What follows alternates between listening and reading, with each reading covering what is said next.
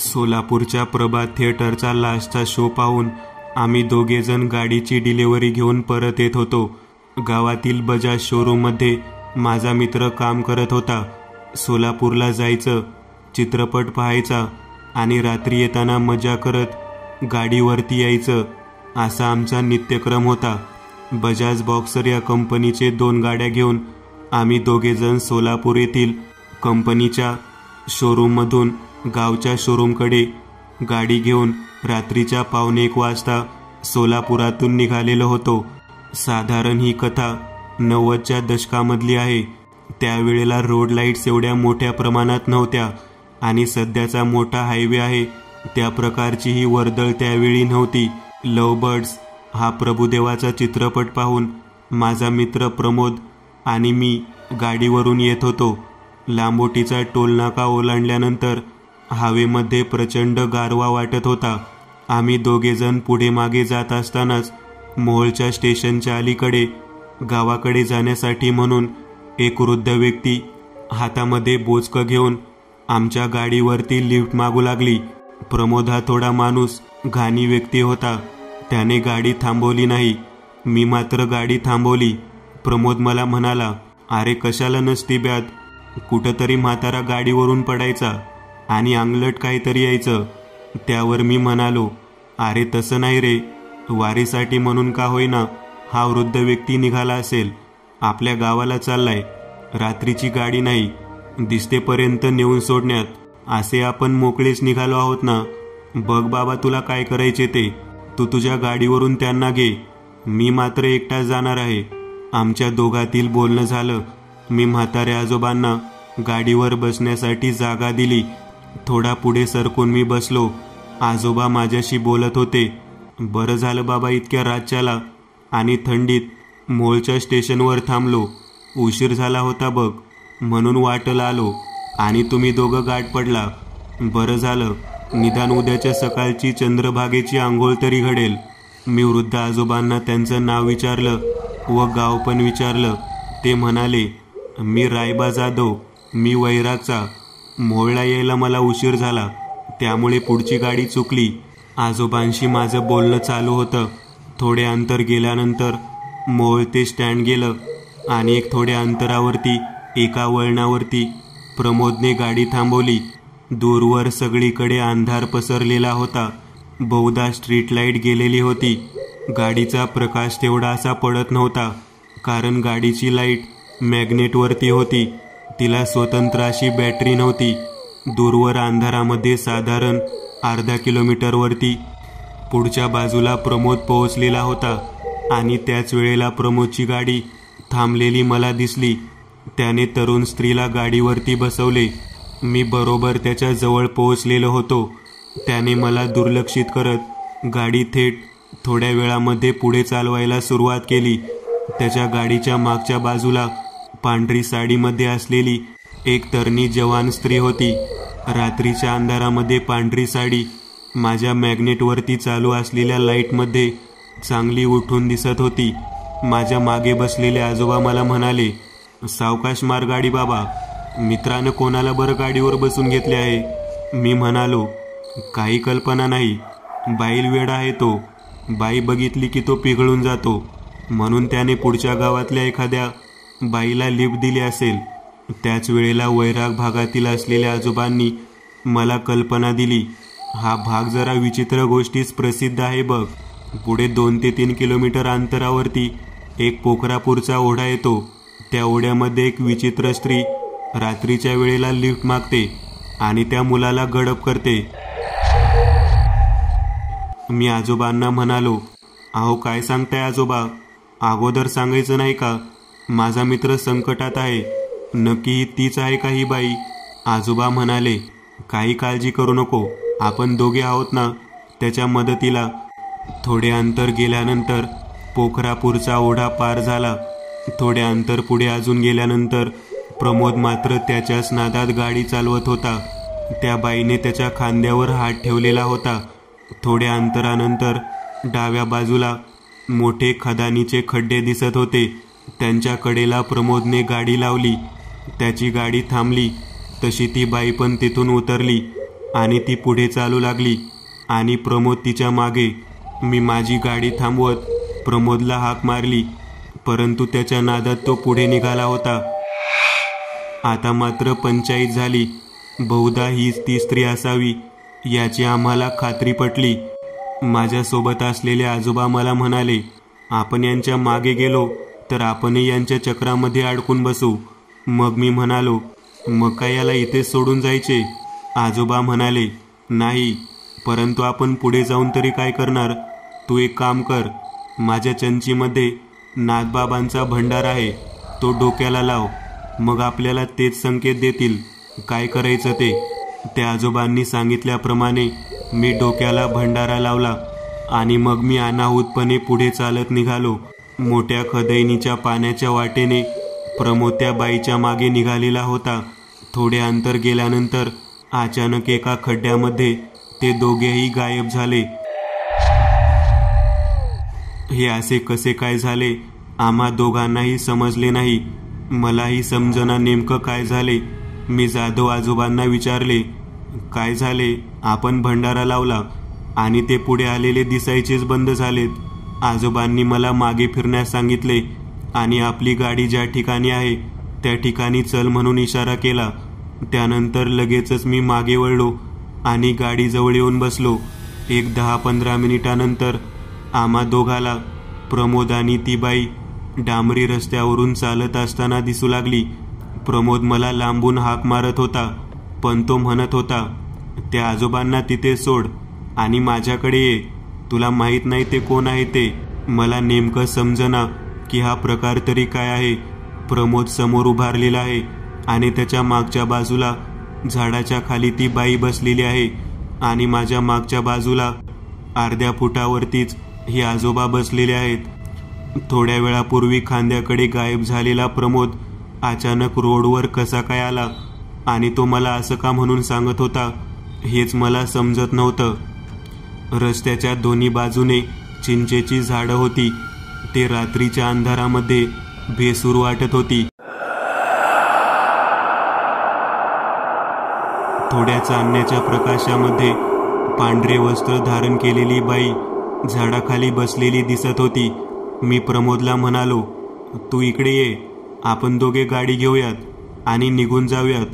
तो म्हणाला, अरे गाडी सोड, तू त्या आजोबांपासून लांब राहा.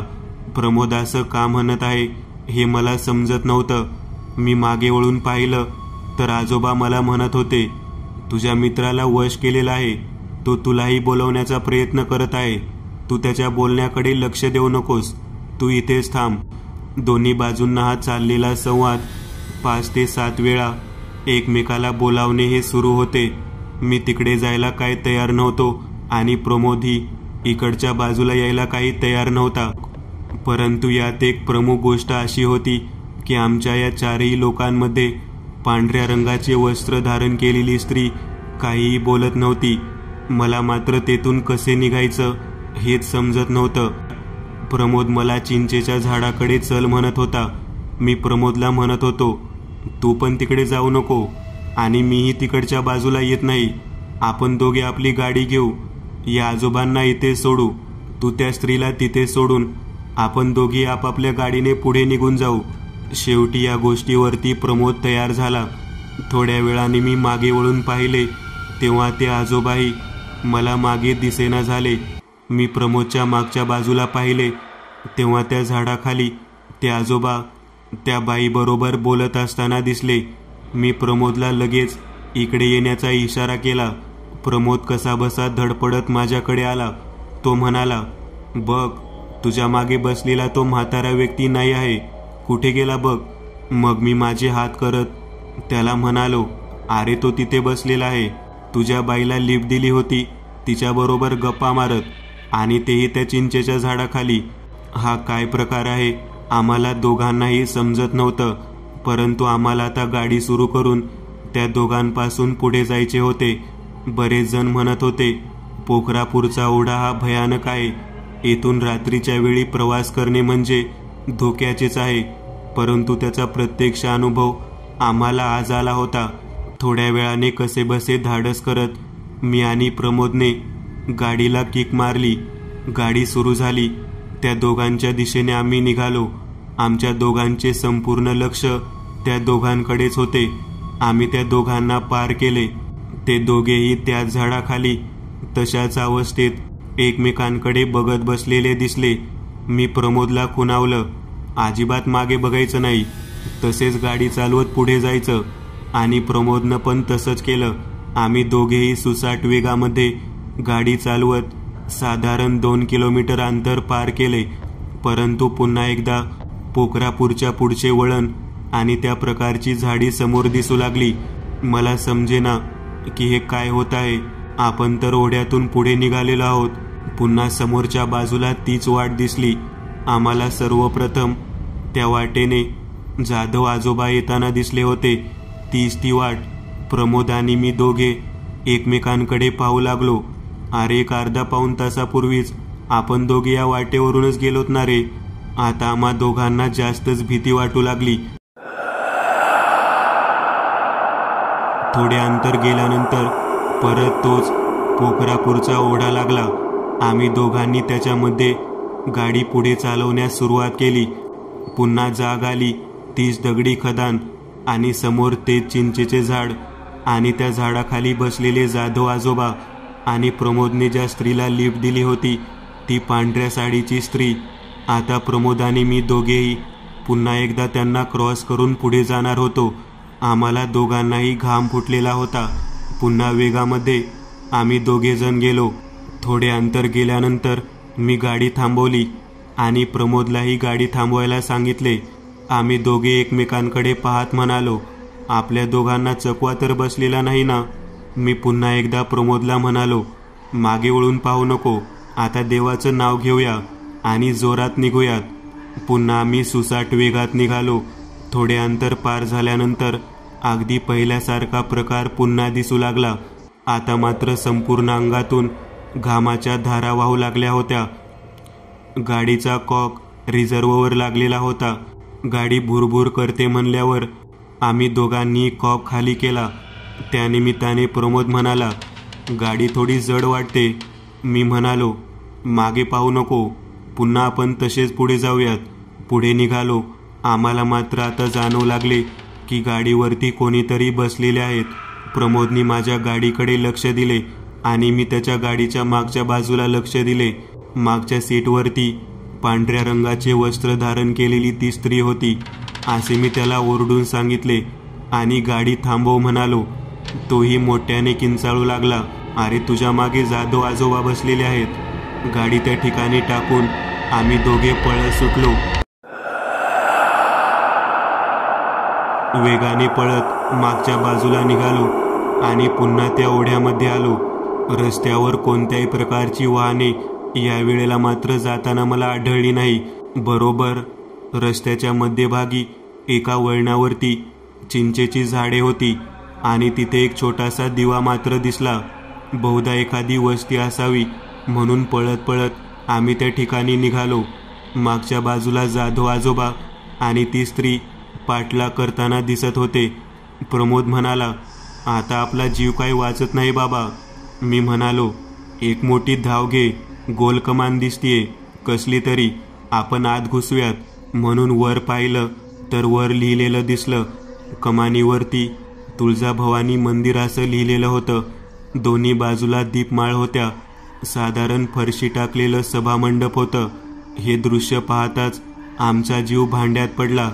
मी प्रमोदला म्हणालो, वाचलो रे बाबा. त्याच मंदिरातील उजेड आम्हाला दिसत होता.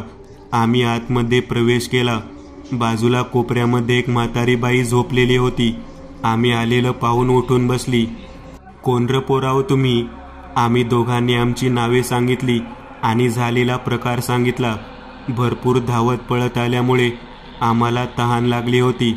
आजीने आम्हाला मडक्यातील पाणी घ्या म्हणून सांगितलं. आम्ही ढसाढसा पाणी पिलो. वट्यावरती शांत बसा आणि विश्रांती घ्या अशी ती आजी म्हणाली. आम्ही निवांत झोपलो. झोप कधी लागली हे आम्हाला समजलंच नाही. बरोबर 5:45च्या सुमारास तिथे पुजाऱ्याने आम्हा दोघांना उठवलं. तो म्हणाला, का रे, घरं नाहीत का रे तुम्हाला? इथे येऊन झोपलायत? मग आम्ही म्हणालो, अहो इथे ज्या आजी होत्या त्यांनीच आम्हाला इथे झोपा म्हणून सांगितलं. त्यावरती समोर बोट करत त्याने आम्हाला लाकडी गेट दाखवला. त्याला मोठं कुलूप दाखवलं. अरे ते म्हातारी आजी कशी येईल? मी आता या गेटचे कुलूप उघडलेलं आहे. तुम्ही या गेटवर उड्या टाकून आलात काय? मला आता काय चाललंय हे समजेनाच. प्रमोद आणि मी दोघे एकमेकांकडे पाहत उठून उभारलो. पुजारीजी यांना रात्रीची हकीकत सांगितली. त्यावेळी पुजारी यांनी आमच्या डोक्यावरून हात फिरवत आम्हाला सांगितलं, ती म्हातारी आजी दुसरी तिसरी कोणी नसून साक्षात जगदंबाच असावी. बऱ्याच वर्षापूर्वीपासून या भागामध्ये या दोन विचित्र व्यक्ती दिसतात. रात्रीच्या वेळेला ते लिफ्ट मागतात आणि दगडी खदानीजवळ ते नेऊन लोकांना गडप करतात. लोकांचे म्हणणे असे आहे की आजपर्यंत बऱ्याच व्यक्ती त्या दगडी खदानीमध्ये पडून गायब झालेल्या आहेत किंवा मृत आढळलेले आहेत. त्यावर मी म्हणालो, अहो पण ते आजोबा, त्यांनी तर मला चंद्रभागेची आंघोळ करायची आहे असे म्हणाले आणि त्यांनी मला नाथबाबांचा पिवळा भंडारा डोक्याला लावायला दिला होता. पुजारीजी म्हणाले, होय, म्हातारी व्यक्ती असेच गोड बोलून सापडलेल्या व्यक्तींचा विश्वास पटवते. रात्रीच्या अंधारात कोणाला कळत असतं तो भंडारा आहे का राख आहे? तुमचे नशीब बलवत्तर, म्हणून तुम्ही या तडाख्यातून वाचलात. पुजारीजींचा निरोप घेत आम्ही मंदिरातील देवीच्या मूर्तीचे बाहेरूनच दर्शन घेतले आणि पुढे 1-2 किलोमीटरवर चालत जाऊन आमची दोन्ही मोटरसायकल घेतल्या आणि साधारण 10 किलोमीटर अंतरावर असणाऱ्या पंपावरती पेट्रोल टाकून पुढे आमच्या गावी गेलो. ही आयुष्यातली एक भयानक आठवण. त्याबाबत आमच्या भागामध्ये अजूनही पोखरापूरचा भयानक ओढा हा विषय पूर्वीपासून भयानक होता. म्हणूनच बऱ्याच गोष्टी व चर्चा प्रसिद्ध आहेत. मित्रांनो, आज पुरतं एवढंच. तुम्हाला जर काही गोष्ट आवडली असेल तर नक्की लाईक करा.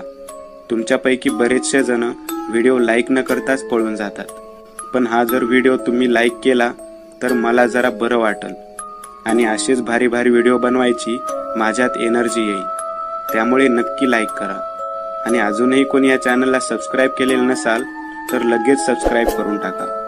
आणि बाजूची घंटी ती मात्र दाबायला विसरू नका. देवाची घंटी आहे ती. चला तर मग पुन्हा भेटूया अशीच एक आगळी वेगळी गोष्ट घेऊन पुढच्या